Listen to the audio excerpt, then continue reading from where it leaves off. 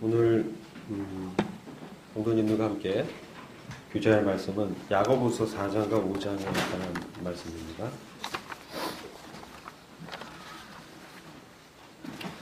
오늘은 우리들의 삶에 대해서 좀 나누고자 합니다. 야고보서 4장 1절부터 10절 말씀 본문인데요. 여러분들 이제 야고보서를 읽으실 때 참고하셔야 될 부분은, 야고보서는 구원받은 형제들에게 야고보 장로가 편지를 쓴 것입니다. 지난번에도 말씀드렸듯이 주님의 형제 야고보로 분별이 되는 부분을 말씀을 드렸죠.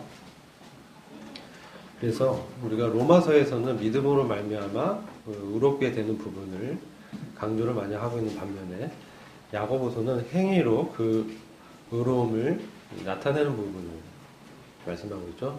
우리의 행위로 이 믿음의 있음을, 우리의 믿음이 실제함을 나타내는 것, 그런 부분을 강조하고 있다는 것을 이해하시고 말씀을 좀 들으시면 좋을 것 같고요. 그리고 이제 우리가 칭의의 구원을 받은 다음에 우리들의 그 신앙생활은 무엇입니까? 이미 의로워지고 거룩해지고 영화로워졌지만 우리 실제 삶 가운데 실제적이고 현재적인 성화를 다루고 있는 부분이 있죠. 이것이 이제 야고보서의 주제고요. 그리고 결국은 우리가 미래적으로 우리의 구원이 완성되고 우리의 거룩이 완성되는 주의 재림이 있는 것이죠. 그렇게 이제 그런 그 측면에서 말씀을 이해하시면 도움이 될 것으로 생각이 됩니다. 오늘 첫 번째 주제를 말씀드립니다. 두 가지 주제를 말씀드리려고 하는데요. 첫 번째는 우리 그리스도인의 신앙생활에 있어서 어려움을 끼친 여러 싸움이나 다툼이 있습니다. 그것을 어떻게 해결하느냐, 그런 부분을 먼저 나누고요. 두 번째로는 우리가 이 사회에서 살아갈 때 부당한 대우를 받는 경우가 있죠. 그때 그런 것들을 어떻게 해결할 것인가, 그런 부분을 야고보서를 통해서 교훈을 얻고자 하는 것입니다. 먼저 그 4장 1절부터 제가 읽겠습니다. 너희 중에 싸움이 어디로, 다툼이 어디로 쫓아나느냐? 너희 지체 중에서 싸우는 정욕으로 쫓아난 것이 아니냐? 너희가 욕심을 내어도 얻지 못하고 살인하며 시기하여도 능히 취하지 못하나니 너희가 다투고 싸우는도다. 너희가 얻지 못하면 구하지 아니하니요 구하여도 받지 못하면 정욕으로 쓰려고 잘못 구함이니라. 간음하는 여자들이여 세상과 벗된 것이 하나님의 원수임을 알지 못하느냐. 그런즉 누구든지 세상과 벗이 되고자 하는 자는 스스로 하나님과 원수되게 하는 것이니라. 너희가 하나님이 우리 속에 거하게 하신 성령이 시기하기까지 사모한다 하신 말씀을 헛된 줄로 생각하느냐. 그러나 더욱 큰 은혜를 주시나니 그러므로 일렀으되 하나님이 교만한 자를 물리치시고 겸손한 자에게 은혜를 주신다 하였느니라. 그런즉 너희는 하나님께 순복할지어다. 마귀를 대적하라. 그리하면 너희를 피하리라. 하나님을 가까이 하라. 그리하면 너희를 가까이 하시리라. 죄인들아 손을 깨끗이 하라. 두 마음을 품은 자들아 마음을 성결케 하라. 슬퍼하며 애통하며 울지어다. 너희 웃음을 애통으로 너희 즐거움을 근심으로 바꿀지어다. 주 앞에 낮추라. 그리하면 주께서 너희를 높이시리라. 아멘. 이 말씀 읽어보면 마치 누굴 대상으로 하고 있느냐, 그런 궁금증이 일어났죠. 이제 쭉 지난번에도 야고보서를 이렇게 대하면서 유대교에서 그리스도교로 옮겨진 이제 그런 사람들을 대상으로 하고 있어요. 왜냐하면 1장을 보면은 12지파에 흩어져 있는 이런 유대인들이었지만 주님을 믿고 이제 흩어져서 지금 어려움 가운데 있었던 그런 사람들을 대상으로 주로 이 말씀이 쓰여졌다, 이렇게 보시면 됩니다. 이 너희라는 거는 그러니까 형제들이죠. 형제들 중에 이 싸움도 있을 수 있고 다툼도 날 수 있다는 거예요. 교회 가운데 이런 일이 있을 수 있다는 겁니다. 근데 그것을 해결해야 되잖아요. 그게 없다라고 우리가 말할 수가 없어요. 왜냐하면 이 당시도 있었거든요. 지금 당시에도 우리 안에 갈등이 있습니다. 그래서 이 갈등과 이런 어려움이 어디서 나왔느냐 이런 것을 봐야 됩니다. 그래서 이것은 너희 중에 싸우는 정욕으로 쫓아난 것이 아니냐 이렇게 말씀하고 있죠. 이 다툼과 싸움. 이제 싸움과 다툼 두 종류인데요. 이 싸움이라고 했을 때는 좀 큰 것입니다. 큰 개념. 분쟁. 그 안에 이제 분쟁이 있는 거. 다툼은 뭐냐면 사소한 갈등, 개인적인 싸움 이런 것을 얘기합니다.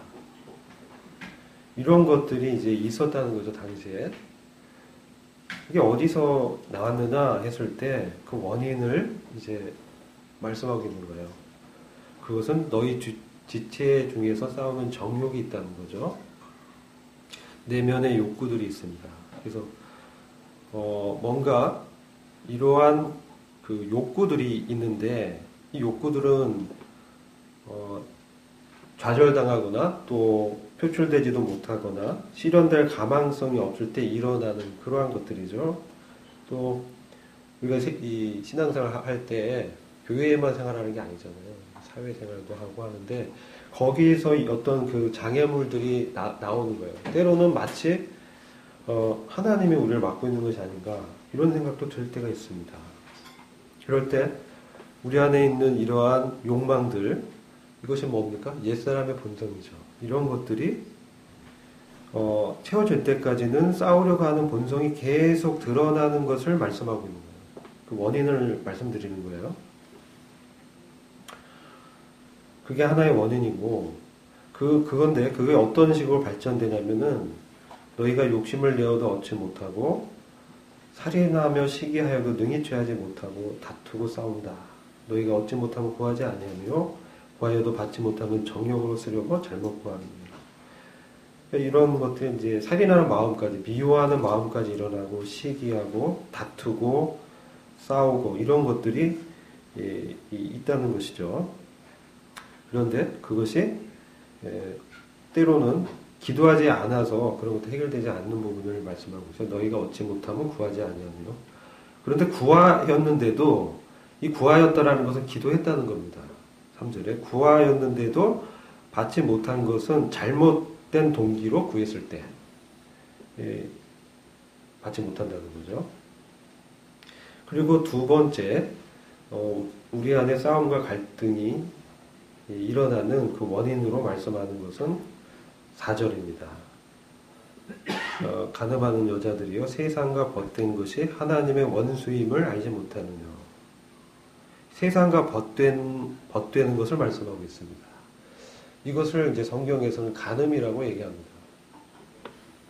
뭐 육체적인 그런 부분을 얘기하는 것이 아니라 영적으로 우리 안에 일어나는 이러한 문제들 이런 것들을 해결하려고 하나님께 나아가기보다는 이 세상의 시스템을 의지하는 것입니다. 예를 들어서 우리가 어떤 그 문제가 발생해요. 갈등이 일어나요. 해결할 수 없는 사안이 생겼어요. 그런데 그것을 하나님 앞에 내려놓고 기도하지 않고 이것을 자기의 어떤 생각과 자기 경험 그리고 자기의 어떤 관계에 알고 있는 사람들에게 부탁을 하거나 그것을 더 의지하고 해결해 보려고 하는 이것이 뭔가 세상의 어떤 시스템을 활용하는 것이죠. 그것을 하나님께 나아가는 것보다 더 우선시하는 것. 이런 것들이 세상과 벗된 것이라고 말씀할 수 있죠. 그게 뭡니까? 그리고 이 영적인 어떤 이런 간음이 일어난다는 것은 실제로 우리의 이제 삶 가운데 그런 것들이 익숙해지는 것입니다. 이렇게 해서 기도하지 않는 것입니다. 그래서 점점 그러한 갈등이 해결되지 않고 증폭되고 우리의 그 삶에서 이 신앙생활이 어려워지는 그런 일들이 이제 났었고 지금도 일어나고 있는 것이죠. 근데 여기서 때로는 왜 이런 일이, 이런 갈등이, 이런 싸움이 우리 가운데 있는가? 그래서 하나님께 이렇게 탓을 돌리기도 하고 때로는 사람들에게, 형제들에게 탓을 돌리기도 하고 그런 것들을 이제 보게 됩니다. 어, 이런 부분들을 이렇게 보면서 우리가 성경적으로 이러한 싸움과 갈등을 해결하기 위해서 하나님께서 어떻게 우리에게 해결책을 주셨는가, 그것은 5절 말씀이죠. 5절 말씀 보시겠습니다. 너희가 하나님이 우리 속에 거하게 하신 성령이 시기하기까지 사모한다 하신 말씀을 헛된 줄로 생각하느냐, 이렇게 말씀하죠. 여기서 분명히 알 수 있는 것은 하나님이 우리 속에 거하게 하신 성령을 말씀하고 있죠. 그러니까 이 사람들이 지금 성령이 있는 분들이죠. 그런데 이런 갈등과 다툼이 일어날 수 있다는 거예요. 이게 왜 그러냐? 우리가 구원을 받으면 정말 모든 것이 해결되고 완전하게 된 줄로 이제 알았는데, 신앙생활 하다 보니까 내 안에 내재되어 있는 죄의 본성들, 옛 본성들을 보게 되는 것입니다. 그래서 이제 그런 부분들에 있어서 우리가 이전엔 몰랐는데 그런 것들이 자꾸 일어나서 심지어는 정말 내가 구원받은 사람인가? 이러한 의구심이 들기도 합니다.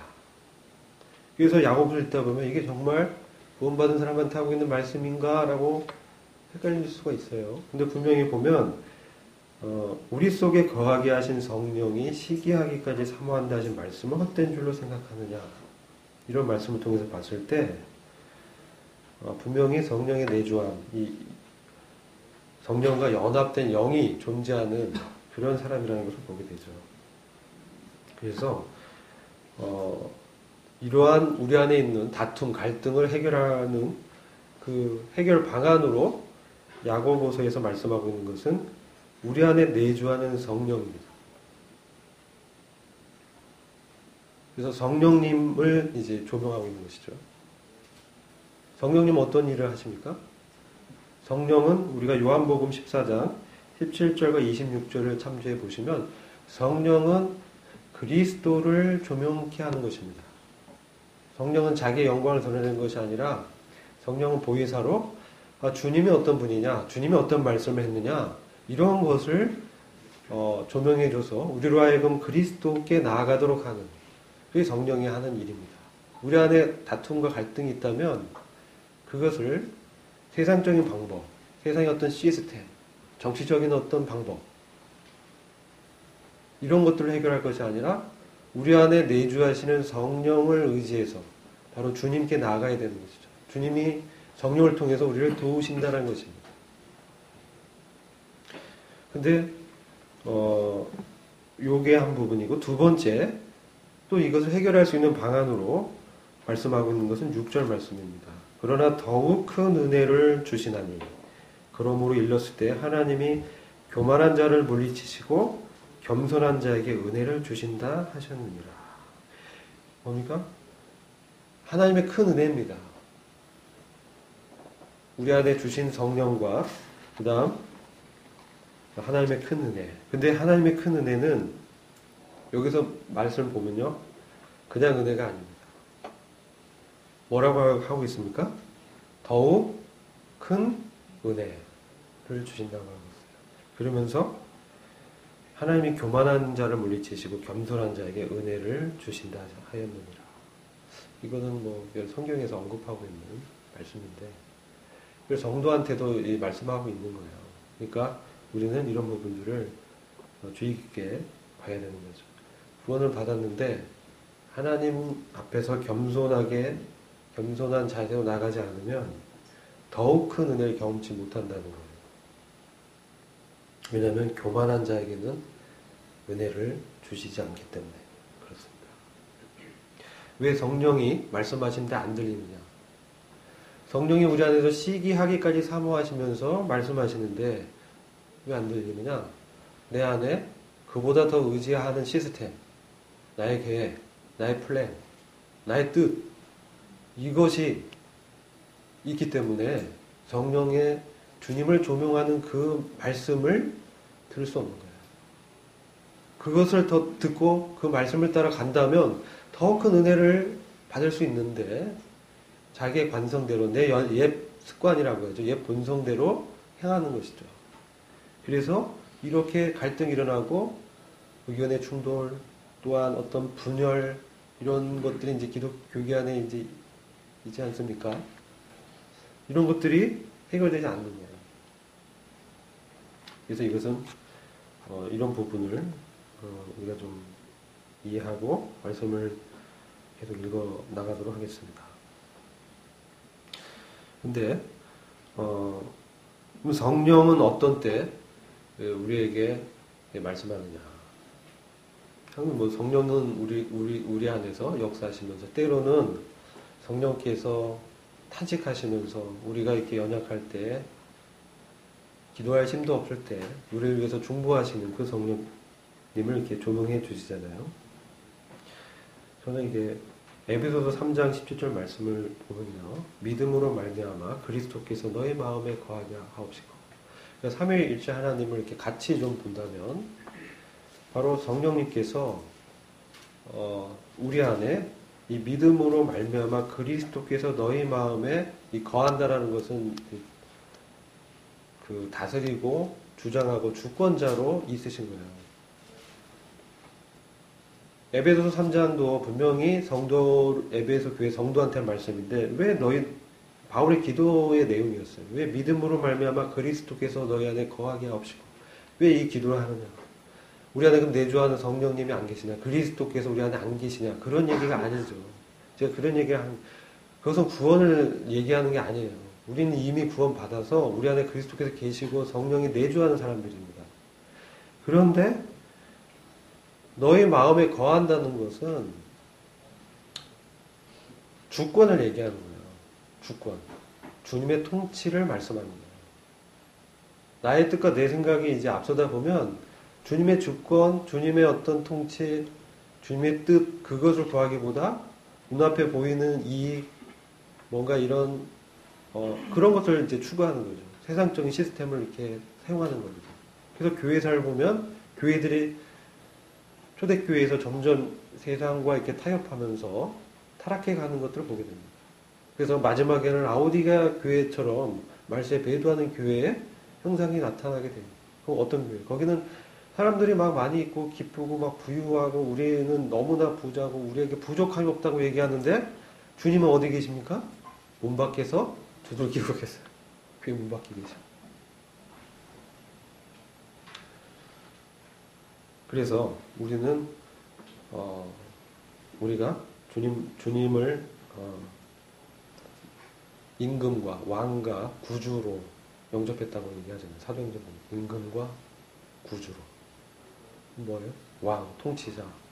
그런 뜻이잖아요. 그런 건 뭐냐? 그것이 지속적으로 되어지게 해달라고 기도하고 있는 거예요. 거하게 하옵시고. 한순간이 아니라. 우리가 회개하는, 주님을 영접하는 그 순간만이 아니라 지속적으로 믿음으로 말미암아 그리스도께서 너희 마음에 왕 노릇하게 해달라고 기도하는 거예요.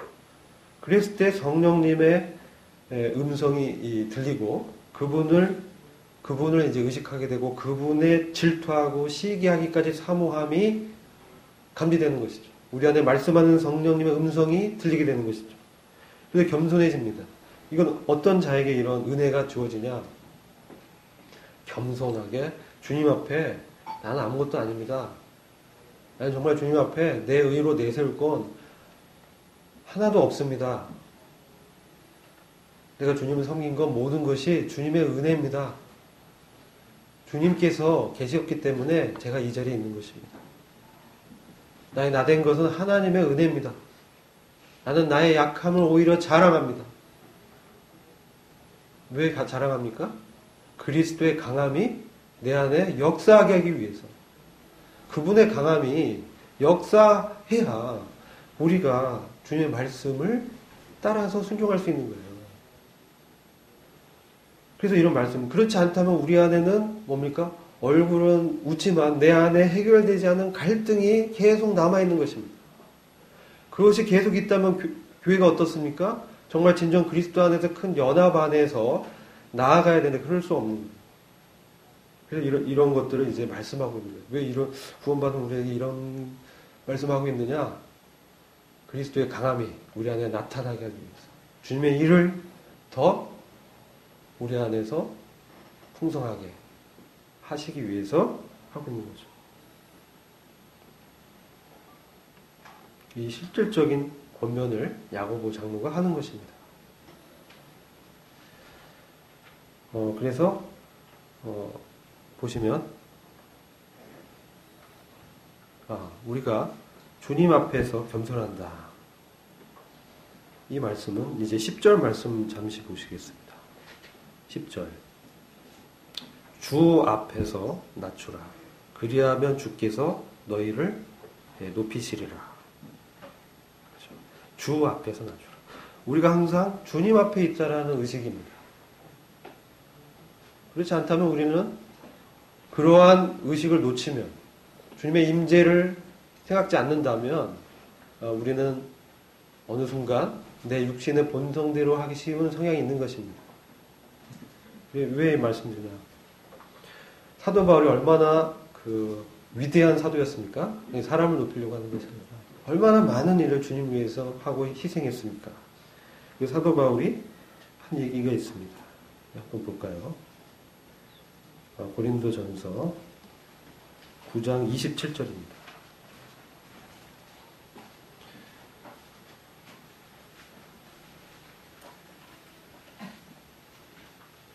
사도 바울이 이제 영적인 전쟁을 이제 하는 것을 말씀하면서 복음 23절부터 쭉 나오는 거예요. 내가 복음을 위하여 모든 것을 행하면 복음에 참여하고자 하며 복음에 참여하는 삶을 얘기하는 겁니다. 운동장에서 이게 24절 고린도전서 9장 24절 운동장에서 다름질하는 자들이 다 다단할지라도 오직 상 얻는 자는 하나인 줄을 너희가 알지 못하느냐 쭉 하면서 이기기를 다투는 자마다 모든 일에 절제하나니 저희는 썩을 면류관을 얻고자 하되 우리는 썩지 아니할 것을 얻고자 하는 거야. 그러므로 내가 다름질하기를 향방 없는 것 같이 아니하고 싸우기를 허공치는 것 같이 아니하는 분명한 표대를 향해서 사도 바울은 달려갔습니다. 27절 그러면서 내가 내 몸을 쳐 복종하게 하면 몸을 친다는 얘기를 하고 있어요. 몸을 특별히 몸을 친다. 내가 남에게 전파한 후에 내가 남에게 복음을 증거한 후에 내가 남에게 말씀을 대언한 후에 내가 남에게 그리스도를 나타낸 후에 내가 도리어 버림이 될까 두려워함이라. 이상하잖아요. 왜 버림 당할 걸 두려워하고 있어요? 바울이 주 앞에서 자기를 봤을 때 자기는 너무나 죄인 중에 괴수라는 것을 의식하고 있습니다. 자기 안에 없어지지 않는 본성이 있기 때문에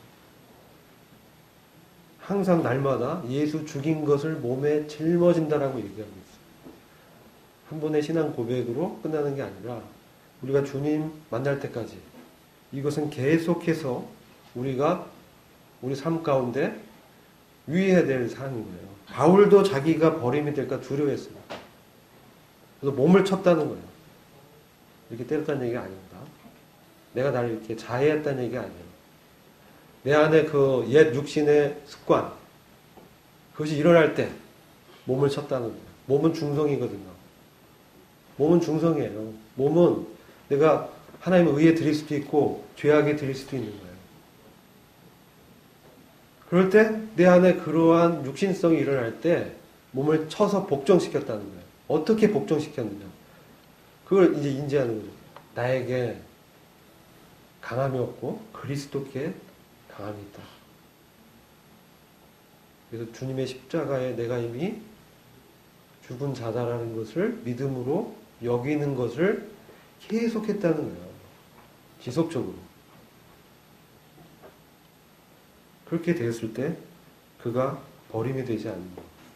이건 뭡니까? 구원의 취소를 얘기하는 게 아니라 그의 사역이 계속 지속되고 또 그가 디모데 후서 4장 말씀을 보면요. 그가 이제 무엇을 이제 향해서 가고 있었느냐라고 하는 게 나오죠. 디모데 후서 4장 6절에서 8절 보면 이게 이제 마지막 그 사도 바울이 죽기 전에 얼마 전에 쓴 그 사랑하는 믿음의 아들 디모데에게 쓴 편지죠. 4장 6절에서 8절 보면 관제와 같이 벌써 내가 부음이 되고 나의 떠날 기약이 가까웠도다. 내가 선한 싸움을 싸우고 나의 달려갈 길을 마치고 믿음을 지켰으니 이제 후로는 나를 위하여 의의 면류관이 예비되었으므로 주 곧 의로우신 재판장이 그날에 내게 주실 것이니 내게만 아니라 주의 나타나심을 사모하는 모든 자에게니라. 아멘. 주님의 나타나심을 사모했다는 거야. 사도 바울이 그때 주님을 뵙기를 원했고 주님의 그 고난에 동참하기 원했고 어떻게 해서든지 그의 삶 가운데 주님의 생명이 나타나기를 추구했던 바울은 주 곧 의로우신 재판장 앞에 그가 설 것을 항상 염두에 두고 자기 몸을 쳐 복종시켰다는 거예요. 주님이 언제든 그래서 바울 서신 보면 항상 주의 재림을 얘기해요. 주님이 곧 오신다. 가까우겠다. 그래서 항상 주님을 의식했습니다. 그 안에 그에게 말씀하시는 주님도 의식했지만 재판장으로 오실 그 주님, 그 영광스러운 나라가 이 땅에 세워지기를 의식했어요. 우린 천국을 요한복음 3장에 보면 물과 성령으로 거듭나지 아니하면 천국을 볼 수 없느니라. 또 한 번 더 하면서 천국에 들어갈 수 없다. 죽어서 가는 하늘나라를 볼 수 있다고 얘기하는 게 아닙니다. 이것은 사도 요한도 마찬가지지만 이 땅에 하나님의 왕권이 하나님의 통치가 이루어질 그 나라를 얘기하는 것이에요. 우리가 죽어서 우리 영혼이 주님의 낙원에 갈 것을 얘기하는 게 아니라는 거예요. 그것은 죄 사함 받고 구원 받으면 당연히 그렇게 되는 거예요. 근데 지금 왜 그건 당연한 건데 왜 자꾸 자기를 쳐 복종시키고 왜 두려워하고 내가 달려갈 길을 다해서 내가 노력한다라고 내가 표대를 향해서 이렇게 간다라고 계속 얘기하고 있느냐. 신앙의 경주를 얘기하고 있는 것입니다. 모든 사람과 더불어 화평함과 거룩함을 쫓으라. 이것이 없으면 주를 보지 못할 것이다. 이게 구원을 얘기하는 게 아니에요. 지옥 가지 않는다는 얘기를 얘기하는 게 아니에요. 그건 뭐예요? 성화와 영광스러운 구원을 하나님 나라의 통치를 얘기하는 것입니다. 그래서 주 앞에서 낮추라. 주 앞에서 너를 겸손히 해라. 왜요? 그분은 주님의 나타나실 때 그 왕권을 행사하시며 모든 성도에게 상급을 주실 그 재판장으로 나타날 것이기 때문에 그것을 이제 봤다는 것이죠. 그가 그 고난 가운데 매 맞아서 돌 맞아서 정말 죽었어요. 그 혼이 어디 갔어요? 3층천 셋째 하늘에 올라가서 하나님의 영광을 봤어요. 근데 도저히 말을 못해요. 말하지 말라고 했어요. 그걸 보니까 눈이 밝아요. 정말 가치 있는 게 무엇인가? 이 땅에서 정말 가치 있는 게 무엇인가? 가치로운 삶이 무엇인가? 그러니까 오늘 어떤 형제님 빌립보서 3장 7절 9절 말씀하셨잖아요. 이게 다 배설물로 여겨지는 거예요. 실제로. 그러니까 세상과 버틸 수가 없는 거야. 이것은 잠시 잠깐이면 없어질 것.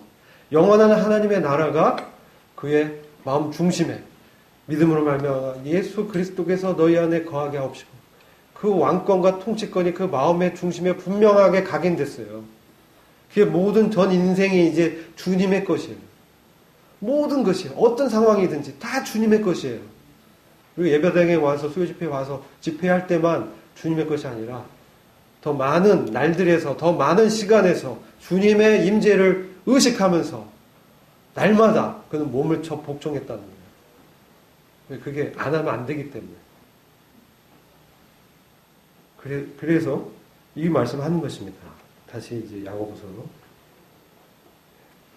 야고보서는 굉장히 간결하고 압축적으로 돼 있어서 이렇게 참조해서 이렇게 말씀드려야 이 내용이 이런 뜻에서 나왔다라는 것을 우리가 이해할 수 있기 때문에 말씀드리는 겁니다. 베드로도 똑같은 말씀이에요. 베드로도 바울뿐만 아니라 베드로도 베드로전서 5장 5절 6절 보면 그러므로 하나님의 능하신 손 아래서 겸손하라. 때가 되면 너희를 높이시리라. 베드로전서 5장 5절 6절이에요. 이게 야고보서 4장 10절하고 연결이 되는 말씀이죠. 너희를 높이시리라. 주께서 높이시리라. 주께서 인정해 주겠다. 말씀하는 겁니다. 때가 되면 너희를 높이시리라. 지금 보면 너무나 부끄러움이 많아요. 연약하고 사람들 앞에 내세울 게 별거 없어요. 근데 하나님의 능하신 손, 그분의 전능한 손, 그 아래 우리가 있다는 것입니다. 그러니까 겸손해지는 것이죠. 그리고 사람을 이렇게 보고 두려워하려는 얘기가 아닙니다. 하나님의 능하신 손 아래 있다라는 이 의식, 하나님의 전능함 가운데 내가 쌓여 있다. 세상은 우리를 위협하고 대적하고 넘어뜨리려고 합니다. 그럴 때 우리는 먼저는 뭐예요? 주님의 능하신 손을 이제 의식하면서 그 앞에서 주님의 뜻을 이렇게 구하는 것입니다. 그래서 이 야고보서 4장 7절을 보면 너희는 하나님께 순복할지어다. 이렇게 해서 이 하나님께 복종하는 삶이 나타나는 거예요. 왜? 나로서는 정말 이 구원을 이룰 수 없기 때문에 그리스도를 바라보게 되는 것이죠. 그게 하나님께 순종하는 것 아니겠습니까? 그랬을 때 내 연약함을 주님 앞에 내려놓고 기도하고 주님의 뜻이 이루어지게 기도하고 주님 말씀을 듣고 나가는 것이죠. 야복강 강에서 야곱이 얼마나 하나님의 천사 싸웠습니까? 창세기 보면 새벽 다 될 때까지 밤새워서 싸웠어요. 저에게 복을 주십시오. 붙들고 안 놨어요. 우리 복 굉장히 좋아하잖아요. 하나님의 복, 이 세상의 복과 다른 것이죠. 하나님과 함께 하시. 그때 그 천사가 어떻게 합니까? 환도뼈를 쳤어요. 이 탈골이 되면서 부러져 버렸어요. 그래서 계속 쫄뚝거렸어요. 그게 뭐야? 육신 쳐버렸어요. 내 육신성을 쳐버렸어요. 이 구약은 모용이잖아요. 신약에. 구약은 교훈을 얻는 거예요. 신약의 말씀에 모용이 구약이 나타나요. 이 이야기로 나오죠. 하나님께 순복하라. 내 육신이 이렇게 이것을 우리가 이제 깨닫고 그것을 깨우치는 거 경험하는 거잖아요. 삶 가운데. 말씀을 지켜보려고 했는데 안 돼요. 안 되는 경우가 있어요. 처음엔 잘 됐는데 요즘 잘 안 돼요. 당연하지. 누굴 의지하고 있는데? 주님을 의지하고 있습니다. 주님께 내려놨습니까?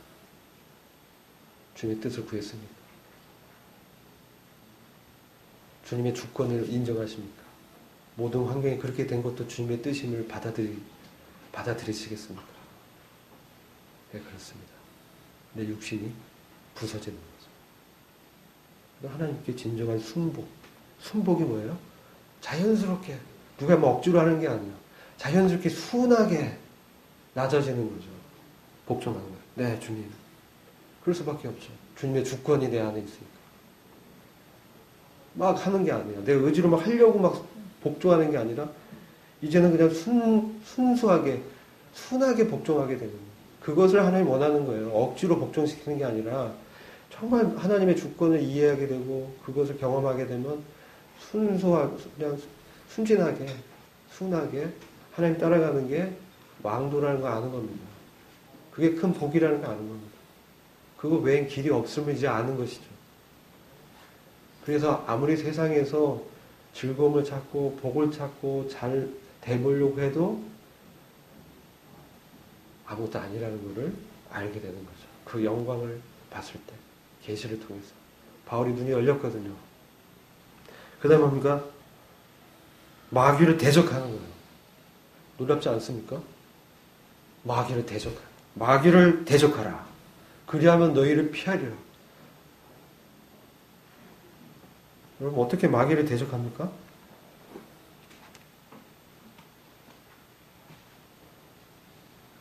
쉐도 복싱합니까? 방에서? 마귀 너 한번 붙어보자. 마귀는 굉장히 교활합니다. 거짓말장이에요. 살인자예요. 어떻게 해요? 그 사람 교만하게 합니다. 너 잘해. 너 정말 잘해. 사람한테 막 인정받게 해요. 넘어뜨리는. 선줄 생각하면 넘어질까? 조심해야 돼. 뭔가 잘 되는 것 같아. 뭔가 뭐 잘 돼. 어떻게 됩니까? 우쭐해져요. 그때 넘어질까 두려워요. 왜? 그것이 하나님의 은혜로 되어졌다. 모든 것이 하나님의 은혜로 귀결됩니다. 만물이 다 하나님께로 귀결되는 것입니다. 말씀으로 주님이 마귀를 대적하셨어요. 주님이 40일 금식 기도하는 동안에 당했던 세 가지 시험은 모두 너가 하나님의 아들이면 네가 한번 입증해봐라는 시험이었습니다. 돌을 떡이 되게 해봐. 성전에서 뛰어내리면 천사가 받쳐줄 거야. 그러면 사람들이 보고 너를 그냥 이렇게 숭배할 거야. 하나님의 아들이면 입증해봐. 그 시험이었어요. 급기야는 그냥 이런 고난 십자가 이런 거 말고 모든 이 세상의 영광이 좀 나한테 있거든. 나한테 절해봐. 세상과 봤던 짝 해봐. 구약의 이스라엘 백성이 왜 실패했습니까? 세상과 짝했어요. 많은 교회들이 왜 이런 어려움입니까? 말씀대로 안 하고 세상과 그렇게 됐을 때 주님은 그 마귀의 역사죠. 마귀, 포도원을 허무는 여우의 관계, 이게 마귀입니다. 교회를 이간질시키고 분열시키고 다툼을 일으키게 하는 거, 그게 무엇입니까? 내 안에 그런 감정이라 저 형제 보면 불편해. 이상하게 비워. 저만 그런가요? 야, 네, 그게 누구냐? 마귀라는 거야. 그런 생각을 주는 거 자체가 죄입니다. 죄는 내가 아니야. 로마서 7장에서 이 안에 그런 본성 내가 아니야. 죄야. 악이야. 마귀야. 정확하게 영적인 시야로 분리해내야 됩니다. 영적인 싸움이에요. 모든 순간에 우리는 세상에 나가 교회 안에 있거나 영적으로 그렇게 대적은 우리를 야금야금 어렵게 합니다. 한 번에 꽉 넘어뜨리지 않아요. 삼손이 한 번에 넘어갔습니까? 삼손 넘어진 걸 우리가 교훈을 삼아야 됩니다. 얼마나 강력한 삼손이었습니까? 하나님의 영에 충만한 자였어요. 그의 약점을 마귀가 잘 알았어요. 그의 약점 뭐였어요? 여자였어요. 들릴라. 자꾸 유혹하잖아요. 몇 번을 조르고 조금씩 그 마음에 이렇게 들어왔다는 것이죠. 세상과 벗대는 것이죠. 타협했던 것이죠. 여러분, 여기 보면 마귀를 대적하려면 타협하면 안 돼요. 피하거나 대적해야 돼요. 그래서 그럴 때 아까 주님은 자기를 높이게 하고자 하는 사단의 고난 없이 영광을 얻으려고 했던 사단의 그 교만한 하나님의 경륜을 이해하지 못하고 하나님 구원 계획을 모르는 그런 마귀의 간괴, 교활함, 교회를 나누고자 하는 그러한 감정, 하나님의 뜻에 대해서 인간적인 생각으로 판단하고 그렇게 하는 것들 어디서 일어나는가?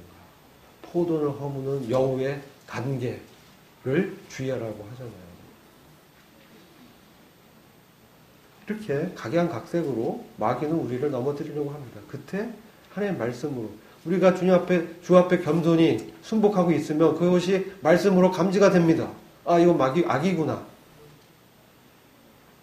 그때 이미 나는 그리스도와 함께 있는 자다 라고 거절하는 것이죠. 이것은 죄이구나. 내가 아니다. 그 마귀. 베드로도 마귀가 들렸었죠? 베드로가 언제 마귀가 들렸습니까? 모르십니까? 그러면 귀신 들려서 눈이 뒤집혀지고 거품을 이렇게 뿜는 게 귀신 들린 그게 다가 아니에요. 베드로가 주님이 내가 이 십자가를 져야 된다고 얘기했을 때 베드로가 뭐라고 했어요? 주여 그리하지 마옵소서. 그런 일이 주님께 일어나서는 안 됩니다. 책망했습니다. 주님. 그때 주님이 정색을 하고 베드로를 바라보면서 사단아 내 뒤로 물러가라. 너는 나를 넘어지게 하는 자로다. 너가 하나님의 일보다 사람의 일을 더 생각하는구나. 그가 잠시 마귀가 들렸던 거예요. 잠시 그 순간. 그 생각을 마귀가 집어넣었어요. 그래서 정말 겸손히 우리 안에 있는 성령님 앞에 우리가 겸손히 그분의 말씀 그리스도를 조명해 줄 때 그 말씀을 들어야 돼요. 그래야 하나님께 순복이 되고 사단을 대적할 수 있고, 이제 더 나아가면 8절 보면 하나님을 가까이 하라. 그리하면 너희를 가까이 하시리라. 여러분, 이 성도한테 하나님을 가까이 하라고 얘기하고 있어요. 굉장히 아이러니하잖아요. 이게 어떤 말씀입니까?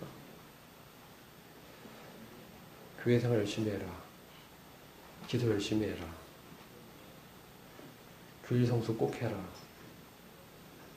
그런 말씀일까요?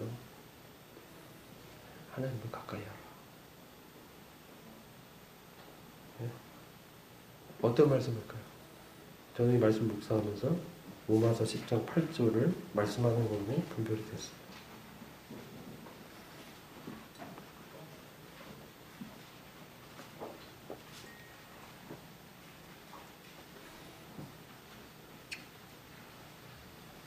이 로마서 10장 그 5절부터 쭉 다 연결이 되어 있는데,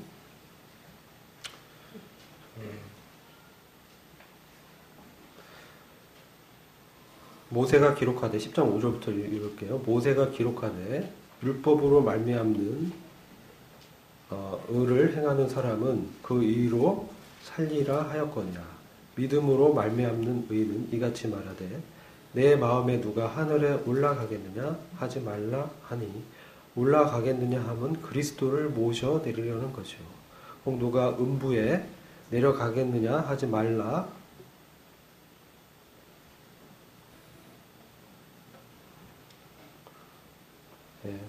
혹 누가 음부에 내려가겠느냐 하지 말라 하니 내려가겠느냐 함은 그리스도를 죽은 자 가운데서 모셔 올리려는 것이라. 그러면 무엇을 말하느냐?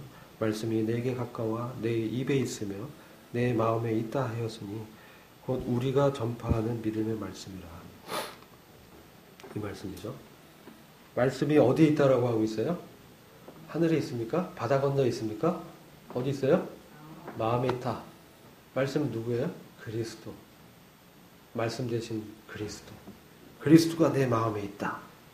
이게 우리가 전파하는 믿음의 말씀이라는 거예요. 그리스도가 내 마음에 있다. 그래서 그것을 입으로 말하는 것이죠. 그러니까 하나님을 가까이 하라. 내 안에 사시는 그리스도를 입으로 고백하고 말하는 것. 그분과 교제하는 것이죠. 10절 보면 사람이 마음으로 믿어 의에 이르고 입으로 시인하여 구원에 이르느니라. 성경에 이르되 누구든지 저를 믿는 자는 부끄러움을 당하지 아니하리라 하니 유대인이나 헬라인이나 차별이 없으니라. 한 주께서 모든 사람의 주가 되사 저를 부르는 모든 사람에게 부유하시도다. 누구든지 주의 이름을 부르는 자는 구원을 얻으리라. 아멘. 저는 이 말씀이 꼭 그 칭의에 지옥 가지 않는 죄 사함 받는 구원만 얘기한다고 보지 않습니다. 이것은 우리의 구원은 과정, 전 삼중적인 의미로 우리가 인식해요. 내 마음에 말씀으로 계신 예수 그리스도는 누굽니까? 9절에 내가 만약 내 입으로 예수를 주로 시인하며 또 하나님께서 그를 죽은 자 가운데서 살리는 것을 네 마음에 믿으면 구원을 얻으리니 사람이 마음으로 믿어 의에 이르고 입으로 시인하여 구원에 이르느니라. 성경에 이르든지 누구든지 저를 믿는 자는 부끄러움을 당하지 아니하리라. 주께서 모든 사람의 주가 되사 저를 부르는 모든 사람에게 부유하시도다. 저를 부르는 모든 사람에게 부유하시도다. 주님은 여기 주는요, 여러분 이게 마스터나 그런 의미가 아니에요. 로드, 더 로드. 발음 별로 안 좋지만 이게 무슨 말입니까? 이 말은 큐리어스, 아도나이 이렇게 표현. 여러분 이제 예수님 영화 보면 예수님이 아버지께 기도할 때 뭐라고 부르신 줄 아세요? 아도나이 이렇게 불러요. 여호와 하나님 또는 아빠, 아빠 이렇게. 아도나이 이 뭡니까? 이 72인역이라는 것은 뭐냐면 이 히브리어로 성경을 이렇게 번역한 거예요. 72인역 쉽게 얘기해요. 거기 보면 유대인들이 보는 성경, 이 주는 여호와의 의역이에요. 여호와. 예수가 여호와로 시인하여, 이 얘기를 하는 유대인 입장에 그렇게 듣는 거예요. 예수를 여호와로 시인하며. 여호와는 뭡니까? 여호와의 이름, 그것은 내가 스스로 존재하는 이다예요. 내가 스스로 존재하는 자다인데, 그 정확히 보면 나는 뭐 이다 이렇게 돼 있어요. 굉장히 그게 하나님의 이름이 여호와. 주다라고 했을 때는 예수님이 그런 존재라는 거예요. 존재를 얘기합니다. 제가 이 말씀을 왜 드리냐면 이게 먼저라는 거예요. 존재가. 예수님이 주다. 예수님이 여호와 하나님으로 내 인생의 전부이다. 여호와는 스스로 존재하는 뭐이다라고 해서 여호와는 나의 목자이시다. 여호와는 나의 주님이시다. 여호와는 나의 전부이다. 여호와는 나의 능력이다. 여호와는 나의 모든 것이 되시는 분이라는 그것으로 여호와는 통치권자이다.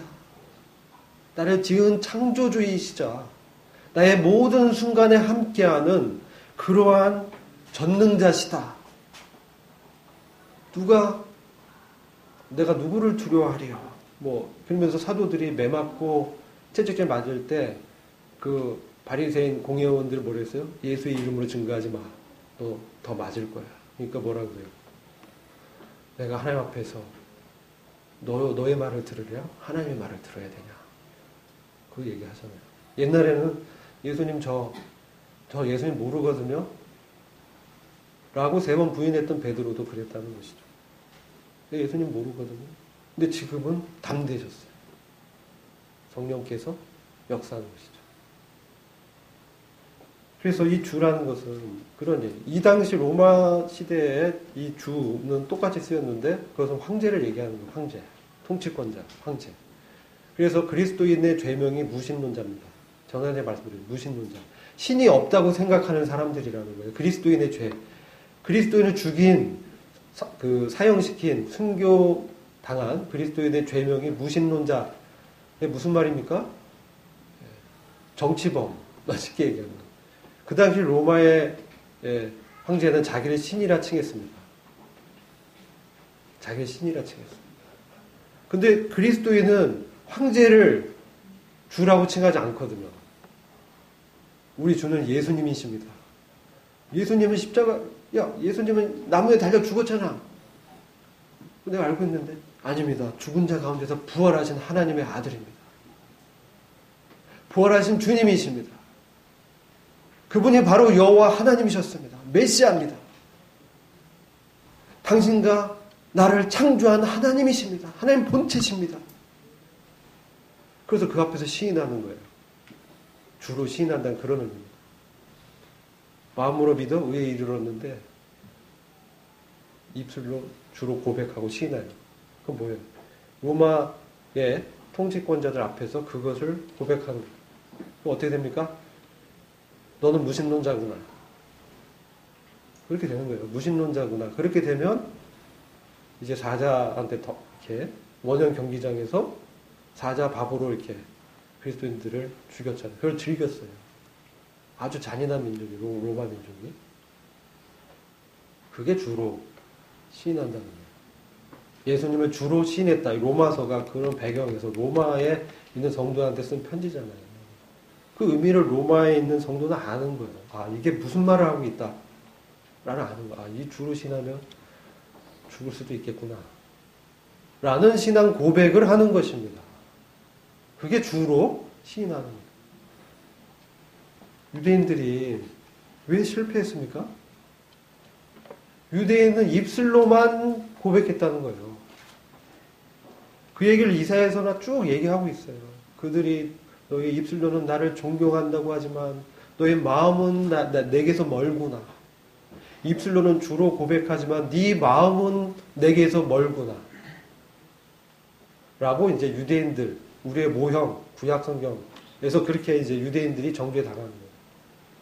그런데 여기서 하나님을 가까이 하라는 것은 바로 그 유대인들이 그 멀리서 불렀던 그 하나님 여호와께서 지금 내 마음에 있다는 것입니다. 그것을 고백, 그분이 통치자요 하나님이요 나의 전부시요 여호와이신 그분께서 내 안에 계십니다. 그리고 이제 그분과 교제하는 것이죠. 그러면 어떻게 이 세상에서 부끄러움을 당하지 않고 모든 사람에게 부유한 그 주님을 현재 그 순간 인식하면서 그 은혜를 누릴 수 있습니까? 내가 주님과 함께 십자가에서 죽었잖아요. 부활했어요. 함께 부활했어요. 주님의 생명이 있습니다. 그뿐만 아니라 승천해서 하늘의 우편 보좌에 함께 앉혀졌다. 그 에베소서 2장에서 교회의 신분을 얘기하는 거죠. 하늘의 우편 보좌에 나는 이미 앉혀진 자다라는 그것을 말씀하고 있는 것이죠. 그러니까 이런 위협이나 대적의 핍박과 마귀의 그러한 관계, 그리고 세상의 이런 위협, 고난, 이런 것들을 능히 내 안에 계신 그 주님은 하늘에 앉혀진 그 주님이시고 내가 그분과 함께 통치권자로 앉혀져 있다. 그것을 이제 믿음의 눈으로 바라보는 것이죠. 그러니까 이게 교제잖아요. 그게 우리의 예배이고 묵상에서 그러한 감사를 드리는 것이잖아요. 나는 이미 승천해서 그리스도와 하늘에 앉혀진 자다. 그러니까 지금 당하는 이러한 부끄러움, 이런 것이 부끄러움이 아닌 것이죠.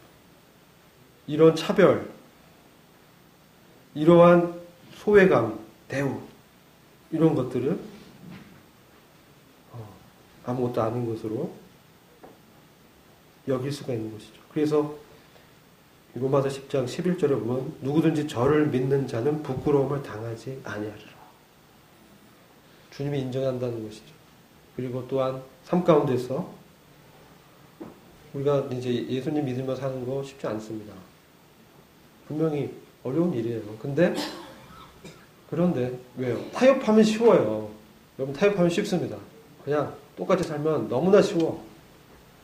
근데 지금 그런 얘기 하는 거 아니잖아요. 타협하지 않고 사는 것을 말씀하는 거죠. 그러니까 어려움이 오는 겁니다. 왜 그리스도인이 힘들고 어렵냐?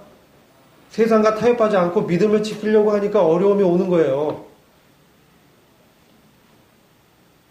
그러니까 지금 그런 걸 얘기한, 그래서 그럴 때 어떻게 주님과 함께 그러한 어려움을 이길 수 있는가? 그것을 말씀드리는 거예요. 하나님을 가까이 하라. 바로 내가 지금 믿는 위치가 어떤 것이고 누구든지 저를 믿는 자는 부끄러움을 당하지 않으리라. 그 믿음을 구사하는 것이죠. 실질적으로. 가나안 땅은 이미 아브라함 후손에게 주어진 땅인데 들어가지 못했어요. 그리고 들어가도 정복을 못했어요. 우리에게 주어진 구원은 다 이미 우리한테 그런 것을 보장한 하늘의 신령한 복을 준 거예요. 근데 그것을 우리가 취하지 못하고 누리지 못하는 거예요. 그래서 이런 실질적인 부분에서 말씀하는. 그 다음에 더 이제 야고보서 말씀 이제 정리를 할 때가 된 것 같습니다. 그 다음에 죄인들아 손을 깨끗이 하라. 두 마음을 품은 자들아 마음을 성결케 하라. 상태적으로 왜 이 죄인이라고 우리 거룩한 자인데 왜 이렇게 얘기하고 있는 거예요? 상태를 얘기하는 거예요. 상태.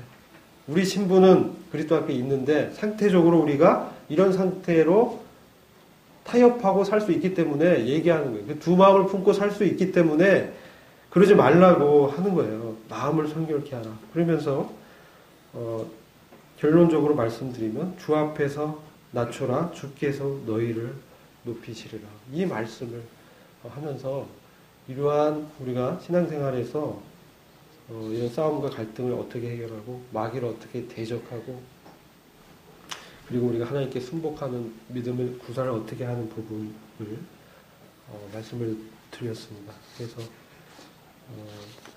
교제를 여기서 마치고 두 번째 주제는 다음에 시간 됐을 때 전해드리고 아무튼 주님 앞에서 낮추면 주님을 항상 의식하며 인정하면 주님이 우리를 높이실 것이다라는 것은 진리입니다. 우리 이 말씀 믿고 이 세상에서 두 마음 품지 말고 성도를 사랑하고 그 안에 일어나는 감정은 악이고 죄고 거절하고 마귀의 그런 관계를 간파해서 기도하고 하나님의 그 임재를 우리 안에 계신 주님을 의식하면서 겸손하게 주님을 인정하면 주님의 왕국에서 우리가 높아질 것입니다. 네, 기도하고 마치겠습니다. 주님 감사합니다. 오늘 또 말씀을 통해서 주님께서